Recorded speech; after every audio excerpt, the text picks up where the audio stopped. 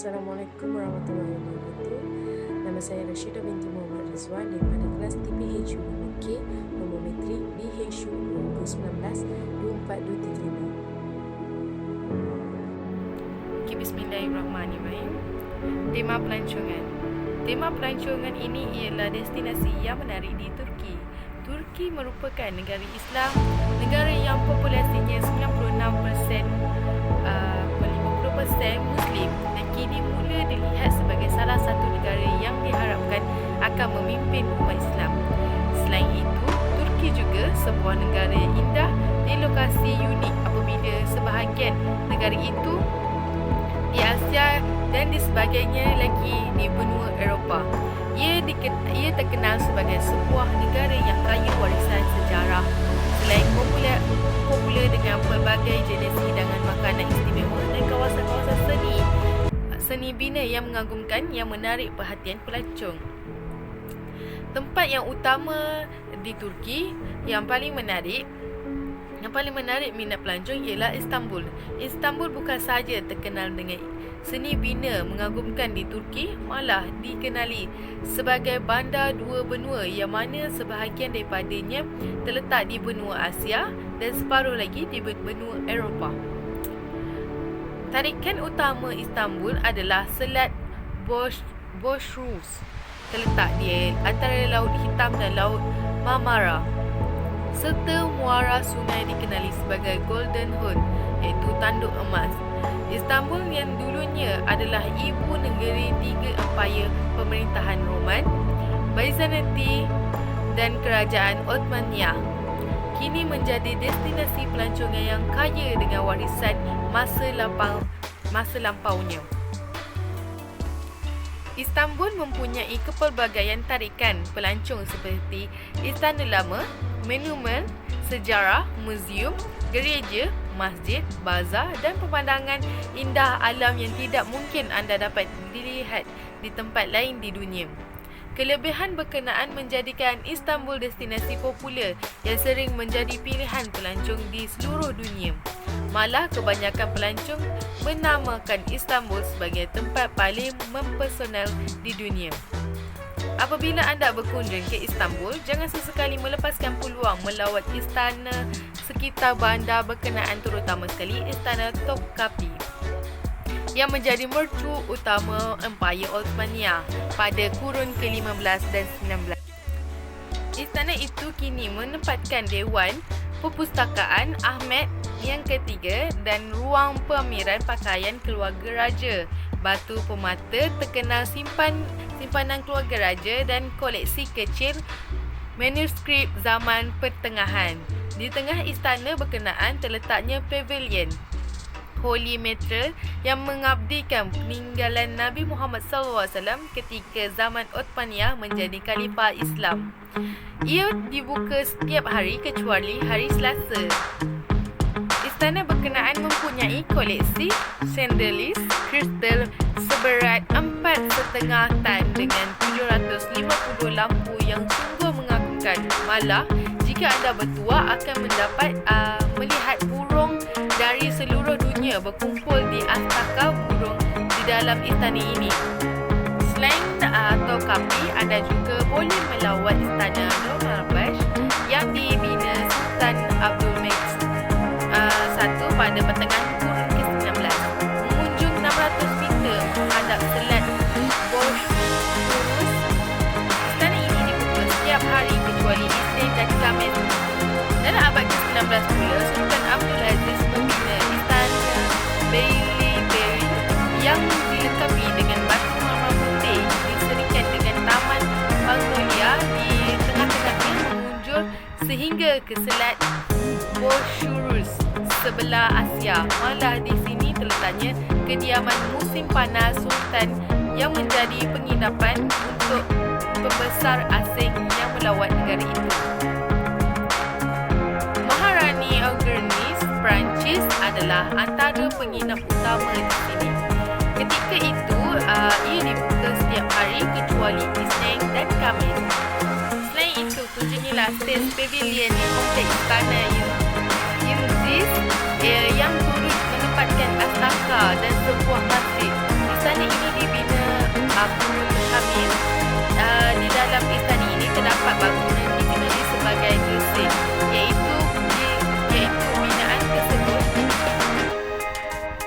iaitu binaan terbesar dan paling indah yang menampilkan kehidupan mewah sultan yang turut menjadi tempat berlibur golongan raja waktu itu. Bangunan ini dilengkapi taman bunga yang besar dengan koleksi pelbagai jenis pokok dari seluruh dunia. Jadi istana ini antara yang terkenal di Selat Bosphorus. Nama istana ini sedang dibaik-baik dan pengunjung hanya boleh melawat Gersik dan taman bunga sahaja yang dibuka kepada orang ramai pada setiap hari kecuali hari Selasa. Satu lagi istana yang perlu dikunjungi, Istana Kossu atau lebih dikenali sebagai Kuchuksu. Mendapatkan namanya daripada nama anak-anak sungai berhampiran Selat Bosphorus. Istana ini dibina Abdul Majid I dalam pertengahan abad ke-19 yang digunakan sebagai istana hingga musim panas yang dibuka kepada umum setiap hari kecuali Isnin dan Khamis. Istana yang menampilkan ciri sebenar seni bina Turki pula dikenali sebagai Aynali Kabak Summer Pavilion, terletak di Golden Horn. Ia dibuka kepada pelancong setiap hari kecuali Isnin dan Khamis. Mengikut sejarah, istana ini dibina pada abad ke-18 dan menjadi kediaman rasmi beberapa sultan yang kemudiannya dikenali istana popular selepas cermin yang dihadiahkan kerajaan Venice dipasang di istana itu pada 1718. Kunjungan ke Istanbul pasti lebih menarik jika anda singgah ke Masjid Biru yang diiktiraf sebagai tinggalan seni bina agak dunia. Kunjungan ke Istanbul pasti lebih menarik jika anda singgah ke Masjid Biru yang diiktiraf sebagai tinggalan seni bina agung dunia selain Hagia Sophia yang menjadi lanskap kebanggaan Turki. Hagia Sophia adalah lambang toleransi agama dan masyarakatnya yang dahulunya dibina penganut Kristian Ortodok sebagai gereja oleh Justinian I pada 537 sebelum Masihi. Kemudiannya ia dijadikan masjid ketika zaman pemerintahan Ottomania. Hagia Sophia sering diingati bukan kerana sejarah tetapi kubah utamanya yang besar dan cantik. Ia disokong oleh 40 tingkap yang membolehkan cahaya matahari menerobos masuk ke bahagian dalam. Dari jauh, kubah itu kelihatan terapung. Banyak lagi monumen dan bangunan bersejarah yang menarik yang mempunyai keunikan tersendiri yang tidak dapat di tempat lain. Rasional pemilihan tema ini kerana kepelbagaian budaya dan warisan Turki menjadi negara itu sebagai salah sebuah destinasi tumpuan pelancongan dari seluruh dunia. Ramai orang Malaysia yang memilih untuk bercuti di Turki, lebih-lebih lagi selepas terpengaruh dengan melihat beberapa lokasi penggambaran filem tempat yang melatar belakangkan destinasi di negara yang terletak di sepadan benua Asia dan Eropah.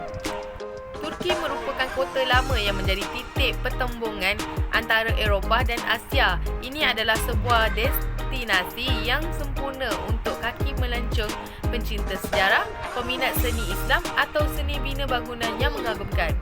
Selain itu, boleh memaksimumkan kepuasan penerokaan kota Turki ini dengan mengetahui sedikit sebanyak fakta sejarah dan info penting tentang lokasi yang ingin dilawati.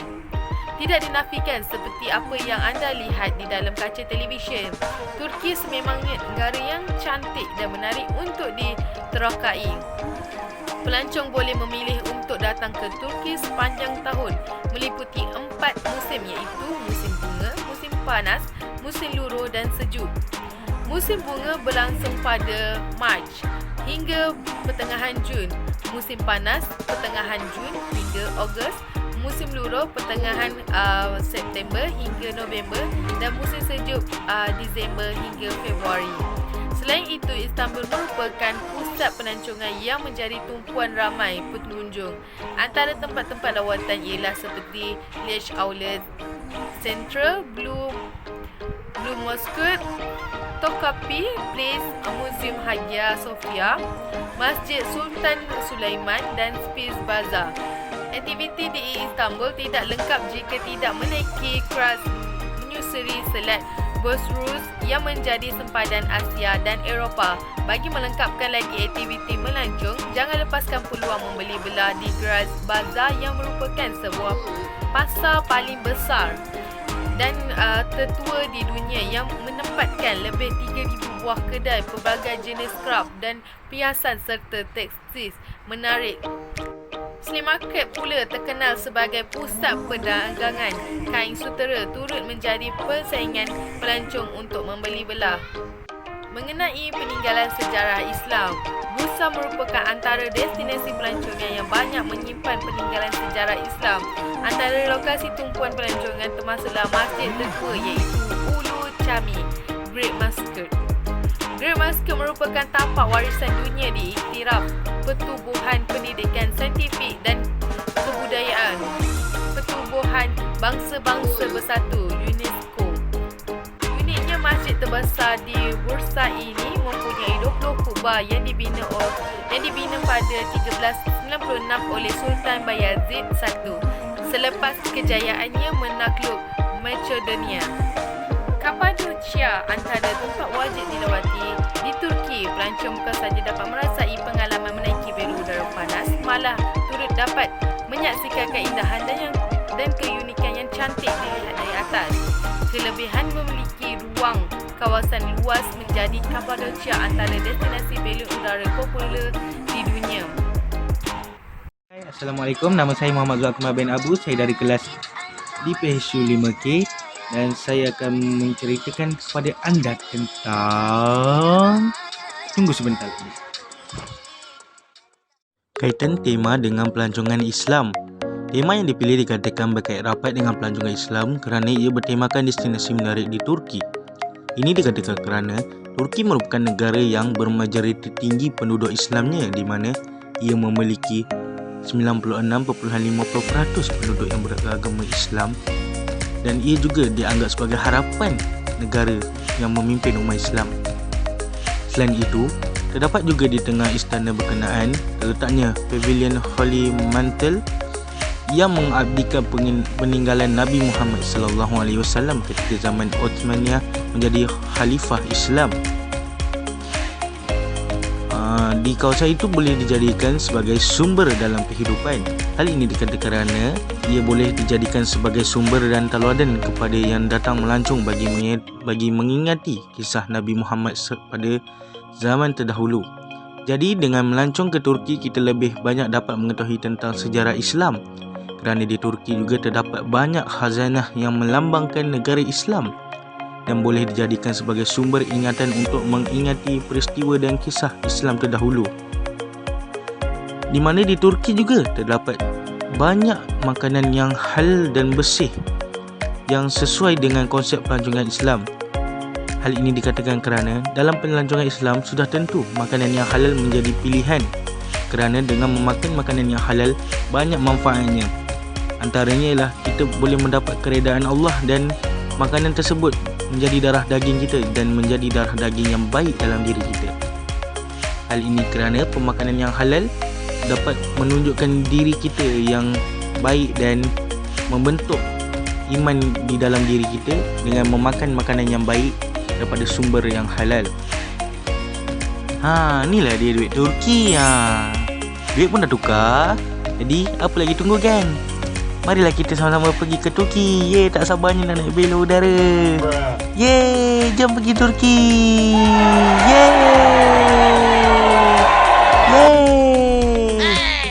Assalamualaikum warahmatullahi wabarakatuh.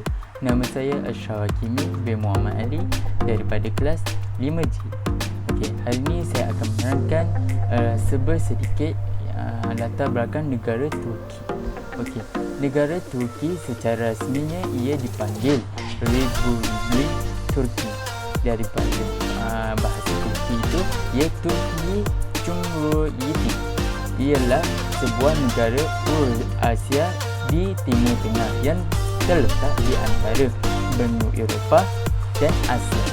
Sebahagian besar Turki terletak di semenanjung Anatolia di Asia dan bahagian kecil wilayahnya terletak di wilayah Balkan Barat, Laut Benua Eropah.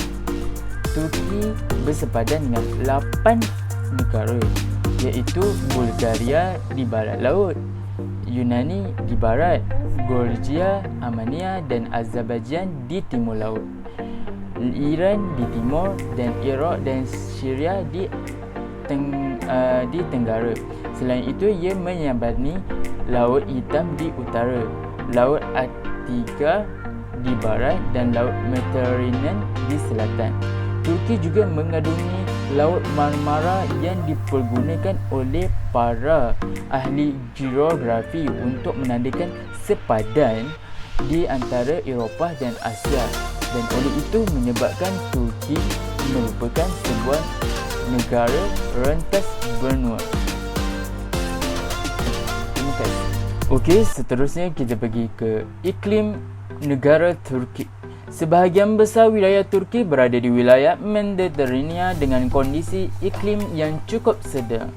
Sementara di daerah pesisir beriklim sejuk, pendalaman daratan Anatolia memiliki iklim yang cukup ekstrim saat musim panas dan musim dingin dengan tingkat curah hujan yang terbatas. Dan seterusnya, penggunaan tuara sangat dekat dengan pantai, namun awan hujan tidak dapat menembus ke bahagian pendalaman. Awan dengan curah hujan sebahagian besar turun di daerah pesisir ketika awan hujan melewati pegunungan dan bisa mencapai pusat Anatolia. Awan-awan ini tidak lagi dapat menghasilkan hujan yang cukup signifikan. Di wilayah timur Anatolia, ketinggian pegunungan melebihi 2,500 hingga ke 3,000 mdpl. Pegunungan utara Laut Hitam dan Gunungan Kaukasia menjadi penghalang untuk awan hujan. Oleh kerana itu, daerah ini dipengaruhi oleh iklim kontinental dengan musim dingin yang sangat panjang dan sangat dingin. Suhu minimum ialah 30 darjah Celsius sampai negatif 38 darjah Celsius terjadi di daerah timur pegunungan. Salji berhampir di atas permukaan tanah selama 120 hari dalam setahun. Musim yang dingin yang sangat dingin, hujan salji yang deras. Desa di wilayah ini sering disulia beberapa hari selama madai musim yang dingin terjadi. Okey, seterusnya kita pergi ke geografi negara Turki. Geografi negara Turki terletak di Anatolia dan Balkan, berbatasan dengan Laut Hitam antara Bulgaria dan Georgia, dengan Laut Aegean dan Laut Mediterania antara Yunani dan Syria. Iaitu Anatolia, bahasa Turki ialah Anatolu, adalah semenanjung besar dan menyerupai persegi panjang yang terletak sebagaimana jambatan antara Eropah dan Asia. Wilayah Anatolia Turki merupakan 97% dari total wilayah negara Turki. Wilayah negara Turki juga dapat disebut Asia Kecil, Asiatik Turki atau Dataran Anatolia. Okey, yang terakhir ialah demografi negara Turki. Demografi negara Turki, jangka hayat Turki berada pada 71.1 tahun untuk lelaki dan 75.3 tahun untuk wanita, atau purata 73.2 tahun untuk seluruh umat. Pendidikan adalah wajib dan percuma untuk anak-anak berumur 6 hingga 15 tahun. kadar celik huruf ialah 96% untuk lelaki dan 80.4% untuk wanita. Dengan purata keseluruhan ialah 88.1%. Peratusan yang agak rendah untuk wanita terutamanya disebabkan oleh adat risam kaum Arab dan Kurdi yang tertumpu di kawasan Tenggara Negara. Yang kedua, perkara 66 perlembagaan Turki menafikan orang Turki sebagai seseorang yang terikat dengan negara Turki secara ikatan kewarganaan. Maka kegunaan istilah orang Turki di sisi undang-undang yang bermaksudkan warga negara Turki adalah berbeza dengan takrifan etnik. Bagaimanapun majoriti penduduk Turki adalah etnik Turki. Yang ketiga, kaum Kurdi, sebuah kelompok etnik yang berlainan yang tertumpu di kawasan Tenggara Negara, iaitu etnik bukan Turki yang terbesar dengan mengisi kira-kira 18% penduduk. Begitu CIA. Kelompok-kelompok majoriti tidak mendapat keistimewaan kecuali 3 yang diiktiraf secara rasmi. Sementara istilah minoriti itu juga masih menjadi isu sensitif di Turki. Data yang boleh dipercayai tentang campuran etnik penduduk sukar dicari kerana perangkaian banci Turki tidak merangkumi statistik etnikian.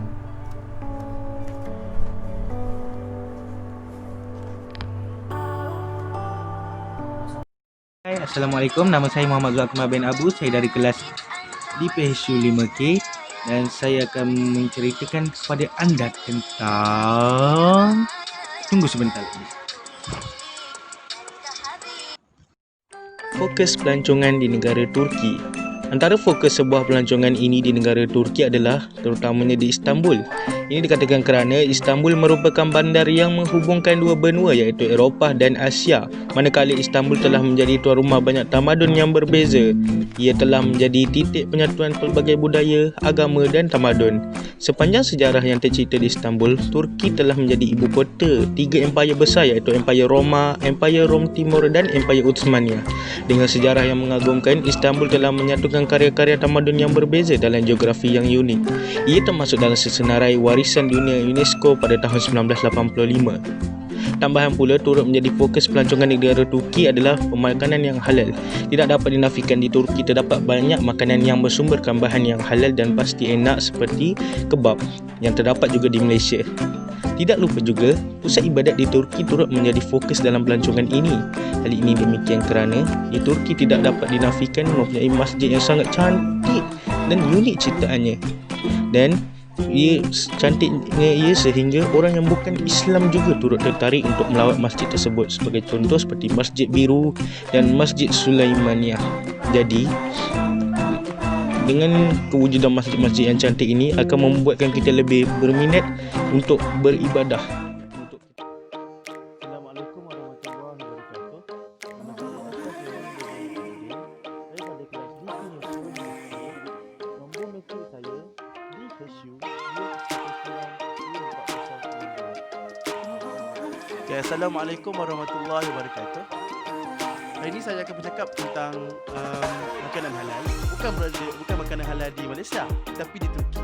Seperti yang kita semua tahu, di Turki ialah keseluruhannya Islam dan mesti banyak makanan halal di situ kan. Okay, sebelum tu saya akan terangkan makanan halal dalam Islam bukan sahaja halal, tetapi halal toyiban. Maksud toyiban di sini ialah suci, asli, bersih dan baik. Okey, saya akan bagi contoh makanan halal yang boleh di Turki ialah yang pertama, kebab. Kebab. Siapa yang tak kenal dengan kebab ni kan? Di Malaysia pun ada. Di Indon pun ada. Dengan senang cerita di seluruh dunia lah ada. Hidangan daging panggang yang nikmat ini memang dapat kita temukan dengan mudah di Indon. Tetapi kebab terlazat dengan cita rasa yang unik tentu sahaja hanya bisa kita rasakan di tempat asalnya, iaitu Turki. Okay. Jadi kalau korang pergi Turki, kena rasa kebab ni, okey? Sedap kan kebab tadi? Okay. Anda pasti kena try. Anda pasti try. Macam tu. Okey, yang kedua pula ialah kunafah. Kunafah ni ialah sesuai untuk pecinta dessert lah. Okey. Kunafah merupakan dessert yang terbuat dari pastry dan disajikan dengan siraman sirap gula. Oh, dengar pun dah rasa best kan. Kacang pistachio dan krim keju. Momen travelling pasti makin menarik dan istimewa setelah menikmati kunafah. Okey, yang ketiga pula ialah baklava. Baklava ialah sajian pastry khas Turki terhitung cukup legendaris. Bahkan sudah ada sejak masa kekuasaan kerajaan Ottoman. Sama seperti kunafah, baklava punya cita rasa manis dan renyah kerana diisi dengan kacang pistachio dan sirap gula. Nikmat. Itu antara contoh makanan halal yang berada di Turki. Tapi seperti mana saya cakap pada awal video tadi, Turki ni ialah negara Islam. So mesti banyak makanan halal yang berada di sana kan. Tapi antara tiga ni, jika anda pergi ke Turki, anda wajib kena try, okey? Okey, untuk kali ini saya akan menerangkan tentang apakah aktiviti yang boleh kita lakukan ketika kita di Turki, yang mana aktiviti itu sesuai dengan tuntutan syariat lah. Okey, yang pertamanya, melancong ini merupakan salah satu aktiviti yang menyeronokkan dan dapat melepaskan tekanan kita serta berehat setelah kita pernah bekerja. Islam juga tidak pernah melarang umatnya untuk melancong, asalkan ia tidak melanggar hukum syarak atau perbuatan melancong itu membawa kita kepada melakukan dosa lah. Okey, oleh sebab itu di dalam Islam turut menggariskan beberapa perkara yang perlu dititik beratkan oleh setiap Muslim agar aktiviti melancong itu dilakukan tidak bercanggah dengan hukum syarak. Sesuai dengan firman Allah Subhanahu Wa Taala dalam surah Al-Hajj ayat 46, lebih kurang macam tu, yang berbunyi afalam yasiru fil ardi fatakuna lahum qulubu yaqiluna biha aw adanu yasma'una biha fa innaha la ta'mal absar walakin ta'mal qulubul lati fi sudur. Yang bermaksud, tidaklah aku ni menyuruh mereka menjelajah di muka bumi ini supaya mereka mempunyai hati yang dapat memikirkan ataupun telinga yang dapat mereka gunakan untuk mendengar. Kerana sebenarnya bukan bukan mata yang buta, tetapi yang buta itu adalah hati di dalam dada itu.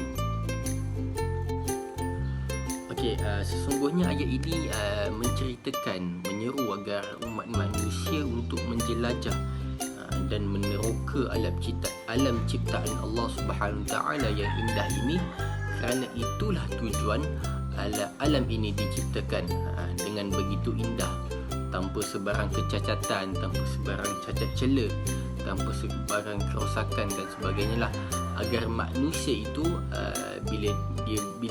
bila mana dia melancong, dia bersyukur dan menghargai serta dapat menuntut ilmu tentang alam ciptaan Allah ini Subhanahu Wa Taala lah. Oleh itu terdapat banyak aktiviti yang boleh kita lakukan di Turki ini. Antaranya yang pertama ialah kita pergi hiking. Turki ini merupakan salah satu negara yang terkenal dengan kawasan pergunungannya yang indah, yang cantik, yang menawan. Sebagai contoh, Gunung Ararat. Gunung Ararat ini merupakan salah satu gunung yang terkenal di Turki, yang ataupun Gunung Taurus dan sebagainya lah. Kita boleh mendaki, kita boleh pergi hiking dengan kawan kita ataupun dengan wife kita ataupun pasangan kita dan sebagainya. Yang kedua ialah kita mampu untuk menziarahi tempat-tempat bersejarah. Turki ni terkenal dengan negara yang apa orang panggil pelbagai tempat sejarahnya. Contohnya yang terkenal di Turki inilah di Istanbul. Apa orang panggil Hagia Sophia. Hagia Sophia ini pada mulanya ialah bangunan yang dibina oleh sebuah Kristian sebagai apa orang panggil katedral. Akan tetapi ketika zaman pemerintahan Uthmaniyah, Hagia Sophia ini diubah suai menjadi sebuah masjid, dan Hagia Sophia ini juga merupakan salah satu bangunan yang teragung dan yang tercantik di dunia lah. Okay guys, sekarang saya mahu terangkan hotel halal pula yang berada di Turki. Mesti korang tanya kan, hotel halal? Kenapa hotel halal? Bukankah semua hotel yang halal ke? Kan, maksud hotel halal tu ialah tiada alkohol di dalam permis, makanan yang disediakan adalah halal, disembelih mengikut syarak, dan tiada daging babi serta produk berasaskan babi. Al-Quran, sejadah, ruang ibadah dan arah kiblat. Katil dan tandas tidak menghadap ke arah kiblat. Pekerja muslim yang menjaga aurat. Itu antara contohnya. Okey. Contohnya contoh hotel halal yang berada di Turki ialah Hotel Golden Tulip Istanbul Bayrampaşa. Hotel ini ialah hotel yang popular di Istanbul di kalangan pelancong, peniaga dan percutian. Ia juga merupakan hotel Muslim yang terkenal di Istanbul dengan 169 bilik mewah yang menghadap ke Laut Marmara yang menakjubkan. Memang sambil tidur sambil kita boleh menghadap laut lagi. Belum lagi kota yang sama hebatnya, lokasinya selesa dan semua kemudahan dan perkhidmatan halal yang disediakan. Golden Tulip Istanbul Bayrampaşa pasti akan meletakkan perjalanan halal ke Istanbul, Turki. Cantik kan hotel tadi? Okey. Hotel halal yang seterusnya di Turki ialah Dilak Golden Horn Hotel. Dilak Golden Horn Hotel terletak di kawasan Sultanahmet yang bersejarah di Istanbul, dan dengan itu hanya berjalan kaki singkat dari banyak tempat yang mesti dikunjungi di kota ini, seperti Masjid Biru, Hagia Sophia, Istana Topkapi dan Grand Bazaar. Bilik-bilik di dalam hotel ini menawarkan kemenangan menarik di tempat serta seluruh bandar baru dan lama. Dilak Golden Horn Hotel mempunyai dua restoran, iaitu Grace Restaurant dan Lobby Cafe. Kedua-duanya menyajikan makanan sepenuhnya halal. Hotel ini juga tidak memiliki alkohol. Itu adalah contoh makanan halal dan hotel halal yang ada di Turki. Jika anda mahu melancong di Turki, anda boleh research tentang restoran halal, makanan halal, hotel halal yang berada di Turki. Itu saja daripada saya. Sekian, terima kasih. Assalamualaikum warahmatullahi wabarakatuh. Saya Muhammad Aiman bin Ahmad Tanzi dari kelas di PSU UK. Nombor metik saya PSU 2019-239-55. Jadi saya ingin menerangkan tentang pengurusan pelancongan di Turki, iaitu siapakah yang bertanggungjawab ataupun apakah badan yang bertanggungjawab dalam mempromosikan pelancongan di Turki. Turki ini antara keunikannya adalah sebahagian terletak di Asia dan juga sebahagiannya terletak di Eropah, benua Eropah.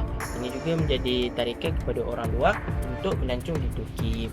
Bagi badan yang bertanggungjawab pula adalah Kementerian Kebudayaan dan Pelancongan Republik Turki ataupun Republic of Turkey Ministry of Culture and Tourism. Jadi saya ingin menyatakan 3 pengurusan pelancongan yang dilakukan di Turki. Yang pertama adalah pada 2020 ini mereka menyasarkan 500,000 pelancong daripada China. Yang kedua pula adalah Kementerian Kebudayaan dan Pelancongan di Republik Turki ini telah bekerjasama bersama Persatuan Agensi Pelancongan Turki ataupun PURSAP. Hasil daripada kerjasama ini mereka telah menerima 40 juta pelancong yang telah menaik mendadak sebanyak 22% berbanding pada 2017.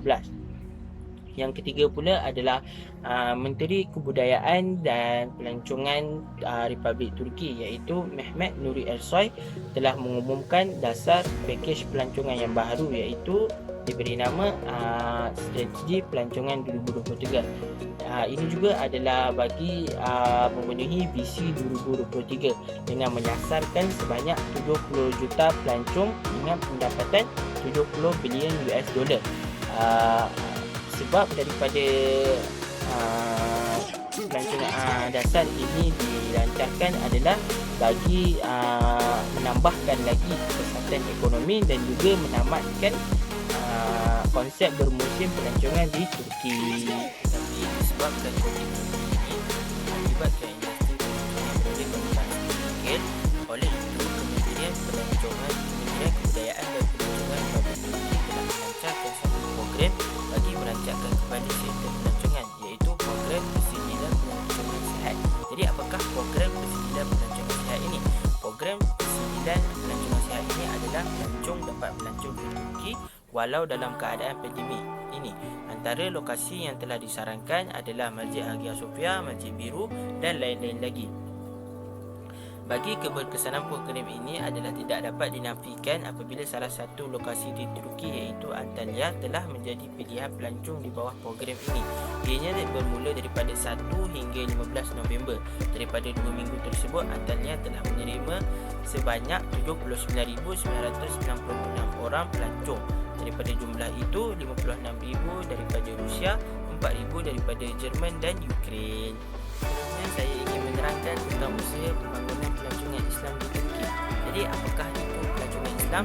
Pelancongan Islam ataupun lebih sebenarnya dikenali sebagai pelancongan halal adalah pelancongan patuh syariah. Sebagai contoh, kolam yang berasaskan berdasarkan jantina, tiada alkohol dalam penyediaan makanan, mempunyai sejadah di bilik penginapan dan lain-lain lagi. Oleh itu, pelancongan halal amat memainkan peranan yang penting di Turki kerana sebahagian pelancongnya adalah daripada orang Muslim. Menurut Majlis Kemuncak Halal, selepas daripada Malaysia, Dubai dan Indonesia, Turki adalah destinasi keempat yang popular dalam menawarkan pelancongan halal. Selain itu, menurut majalah TRT World, pengarah pemasaran halalbooking.com, iaitu satu platform atas talian yang mengkhususkan kepada hotel mesra halal, telah berbicara kepada TRT World's Money Talks mengenai pelancongan halal. Beliau menyatakan pada 2018 pihaknya secara konsisten menerima peningkatan perkhidmatan. Pada tahun 2017 terdapat 35,000 pelancong yang menempah pusat peranginan mesra halal di Turki, dan pada tahun 2018 pihaknya menyasarkan jumlah itu mencapai daripada 75,000 hingga ke 90,000 pelancong. Seterusnya, Indeks Pelancongan Muslim Global GMTI 2019 telah mengeluarkan laporan dia pada April meletakkan Turki di tempat ketiga sebagai destinasi pelancongan yang melaksanakan kepatuhan Islam selepas daripada Indonesia dan Malaysia. Malahan, agensi Mastercard Crescent yang berpangkalan di Singapura menyatakan dalam laporannya bahawa Indonesia dan Malaysia menduduki tempat teratas dalam indeks dengan keduanya skor 78, manakala Turki meningkat kepada 75 mata daripada 69.1 pada 2018 dan telah menaikkan satu kedudukan mengalahkan Dubai. Seterusnya, menurut laporan yang dikeluarkan oleh World Tourism Organization WTO, pelancongan menyumbang 7% daripada jumlah pendapatan global, iaitu 1.5 trilion setiap tahun. Dalam konteks ini, Turki adalah antara 10 negara teratas dari segi penerimaan pelancong dan antara 15 negara yang paling menguntungkan di dunia. Bagi sektor pelancongan, ianya semakin mempengaruhi produk domestik kasar KDNK Turki dari tahun demi ke tahun. Turki kini juga berusaha keras untuk meningkatkan pelaburan dalam pengembangan pelancongan halal dan untuk memberi kepentingan besar kepada kepekaan agama bagi para pelancong. Ini juga bermaksud untuk mengambil langkah-langkah yang diperlukan dari A hingga Z sesuai dengan ajaran Islam serta pelbagai projek mega sedang dibina bagi pelancongan halal. Sekali, ia amatlah mengejutkan apabila kesan positif terhadap penularan wabak COVID-19 ini adalah secara tidak langsung permintaan terhadap pelancongan halal semakin meningkat daripada para pelancong kerana menawarkan privasi yang lebih baik serta garis panduan keselamatan dan kesihatan yang rapi. Selain itu, dalam wawancara bersama Anadolu Agency yang dikendalikan oleh kerajaan Turki, Emrullah Ahmed Turhan, iaitu Setiausaha Agung Pertubuhan Pelancongan Antarabangsa Halal, telah mengatakan hampir 30 hotel telah menukar kemudahan mereka kepada pelancongan halal. Di ketika jumlah pelancongan antarabangsa menurun, maka kerajaan Turki telah memberi fokus yang lebih kepada pelancongan domestik untuk mengimbangi kerugian akibat kekurangan pelancongan asing. Oleh itu, terdapat peningkatan yang ketara terhadap jumlah hotel yang menawarkan perkhidmatan pelancongan halal atas permintaan yang tinggi di kalangan masyarakat tempatan. Tambahan pula, kesemua hotel mengambil langkah-langkah yang diperlukan terhadap COVID-19 untuk memastikan penginapan yang selamat untuk pelanggan mereka. Sekian daripada saya. Okey, Assalamualaikum warahmatullahi wabarakatuh. Saya Muhammad Nasrullah bin Abdul Aziz daripada kelas DPSU 5M. Okey, kesimpulannya ialah Turki merupakan salah satu negara yang terkenal dengan tempat-tempat pelancongannya serta tempat-tempat pelancongan ini memberi banyak faedah kepada setiap pelancong yang datang ke Turki itu sendiri. Selain itu, Turki ini merupakan salah satu negara yang sesuai dilewati dan sesuai dengan bentuk kepuasan yang ingin pelancong itu cari, dan Turki ini juga mampu mendatangkan 1001 kebaikan dan pengalaman yang manis seperti dapat kita menambah ilmu, dapat kita bersilaturahim di negara Eropah sanalah. Okey. Turki juga merupakan negara yang kaya dengan khazanah Islam suatu ketika dahululah. Contohnya kota Konstantinopel, di mana kota Konstantinopel ini adalah kota yang ditawan oleh salah seorang panglima perang besar Islam suatu ketika dahulu yang dikenal dengan Sultan Muhammad Al-Fatih. Kemudiannya